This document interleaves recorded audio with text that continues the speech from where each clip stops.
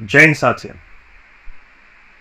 नरेंद्र मोदी जी की सरकार के भ्रष्टाचार के खिलाफ, अडानी के महाघोटाले के खिलाफ लगातार मैं बोलता रहा हूं, अपनी आवाज उठाता हूं।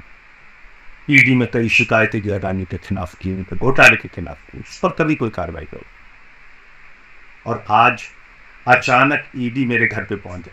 दिन भर छापेमारी की, सारी जांच की, सब कुछ खोद डाला, कुछ नहीं निकला। बावजूद इसके जबरन मेरी गिरफ्तारी की जा रही है। लेकिन हम लोग आम आदमी पार्टी के सिपाही हैं। मोदी जी से कहना चाहते हैं, मोदी जी आप चुनाव हार रहे हैं, बुरी तरीके से हार रहे हैं, और ये आपकी हताशा का संकेत है, ये आपकी हार का संकेत है।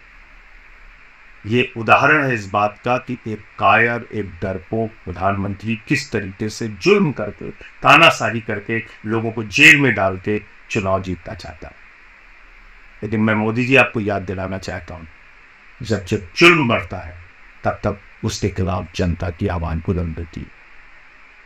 मैंने पहले भी कहा अपने साथियों से, आज से दोहरा रहा हूं, मरना मंजूर है, डरना मंजूर नहीं है। चाहे जितनी यात्राएं मोदी जी गए, नरेंद्र मोदी सरकार के भ्रष्टाचार के खिलाफ, अडानी के महाघोटाले के खिलाफ बोलता रहा हूं, बोलता रहेगा।